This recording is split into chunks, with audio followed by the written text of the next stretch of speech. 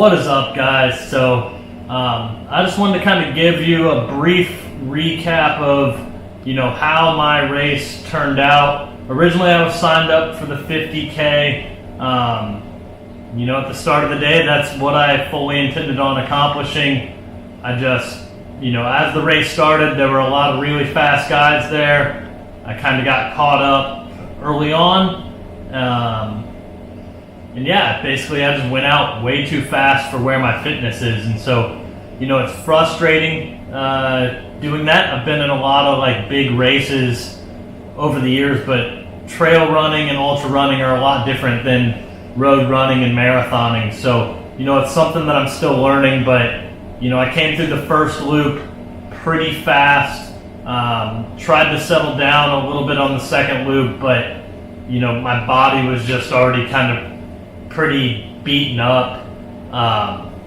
Second loop was a little slower.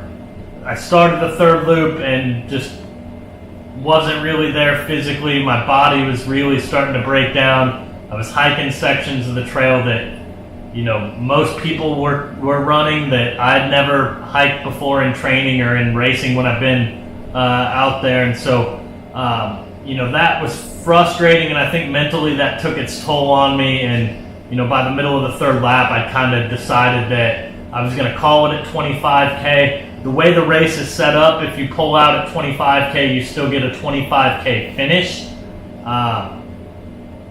But, really, I consider that a DNF. So, it's great that I get a 25K finish, but I didn't really, accomplish what I set out to do. And so there's a lot of ways that I can look at this. There's a lot of negative I can take from it, but really, I think that I'm choosing to not beat myself up too bad, and I'm trying to just put more of a positive spin on it and trying to just kind of learn from it.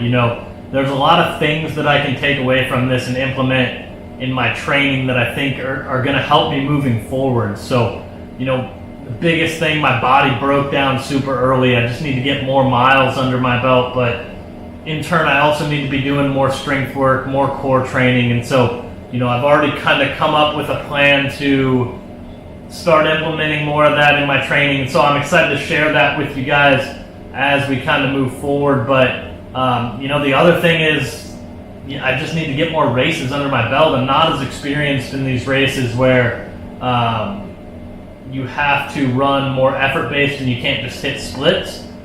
I come from a road background where you can just lock in at a certain pace and you hit splits and you know what the end outcome is going to be. It's not like that in trail running. So, I'm still learning, and that's something that I've just got to adjust to, whether it's trying to go out slower in workouts during training or maybe just embracing a little bit different mindset.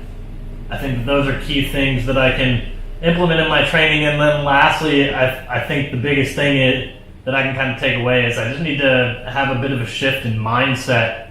I can't go into races with only really one outcome in mind, and that being the positive one.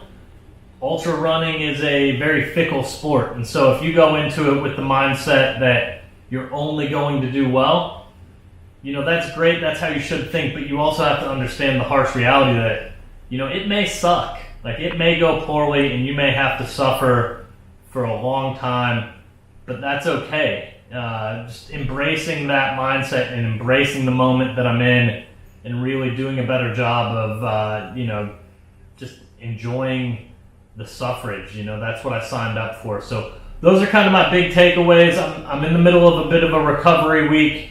I've got a big list of goals that I want to accomplish in 2019. So look for that video to come out later this week. And as always, make sure you give this video a big thumbs up. Make sure you subscribe to the channel and stay tuned for more videos.